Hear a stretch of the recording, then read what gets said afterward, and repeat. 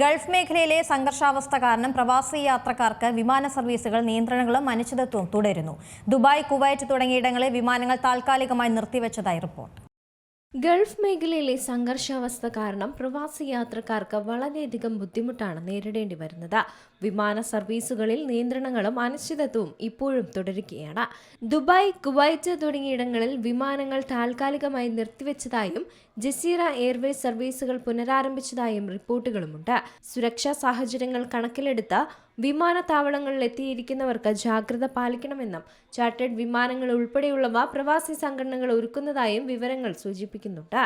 പശ്ചിമേഷ്യയിലെ യുദ്ധ സാഹചര്യത്തെ തുടർന്ന് നിർത്തിവച്ചിരുന്ന വിമാന സർവീസുകൾ എയർ ഇന്ത്യ ഭാഗികമായി തന്നെ പുനരാരംഭിച്ചിട്ടുണ്ട്. ഇന്ന് ഗൾഫ് മേഖലയിലേക്ക് എയർ ഇന്ത്യയും എയർ ഇന്ത്യ എക്സ്പ്രസും ചേർന്ന് ആകെ 48 സർവീസുകൾ നടത്തുമെന്നാണ് അധികൃതരും അറിയിച്ചത്. ഇതിൽ 16 ഷെഡ്യൂൾഡ് സർവീസുകളും 32 നോൺ ഷെഡ്യൂൾഡ് സർവീസുകളും ഉൾപ്പെടുന്നുണ്ട്. ദുബായിലേക്കുള്ള സർവീസുകൾ ബുധനാഴ്ച വൈകുന്നേരത്തോടെ തന്നെ പുനരാരംഭിച്ചിട്ടുമുണ്ട്.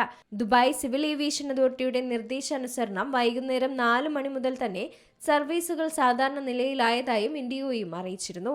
അതേസമയം മേഖലയിലെ സുരക്ഷാ സാഹചര്യം വിലയിരുത്തിയ ശേഷം മാത്രമേ എല്ലാ നഗരങ്ങളിലേക്കുമുള്ള സർവീസുകൾ പൂർണ്ണതോതിൽ പുനരാരംഭിക്കൂ എന്നാണ് ആകാശ് എയറും വ്യക്തമാക്കിയത്. റിയാദ്, മുംബൈ സർവീസുകൾ ഇന്നു മുതൽ ആരംഭിക്കും. എന്നാൽ അബുദാബി, ദോഹ, കുവൈറ്റ് എന്നിവിടങ്ങളിലേക്കുള്ള സർവീസുകൾ മാർച്ച് 21 വരെ നിർത്തിവച്ചിരിക്കുകയുമാണ്.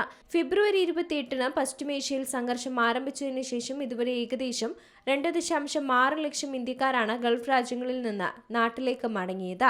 വ്യോമപാതയിലെ നിയന്ത്രണങ്ങൾ കാരണം പല വിമാനങ്ങളും വഴിതിരിച്ചുവിട്ടാണ് നിലവിൽ സർവീസുകൾ നടത്തുന്നത്. International desk, C Malayalam news. ഏറ്റവും പുതിയ വാർത്തകളും വിശേഷങ്ങളും വിരൽത്തുമ്പിലറിയാൻ സി മലയാളം ന്യൂസ് എല്ലാ ഡിജിറ്റൽ പ്ലാറ്റ്ഫോമുകളിലും ലഭ്യം.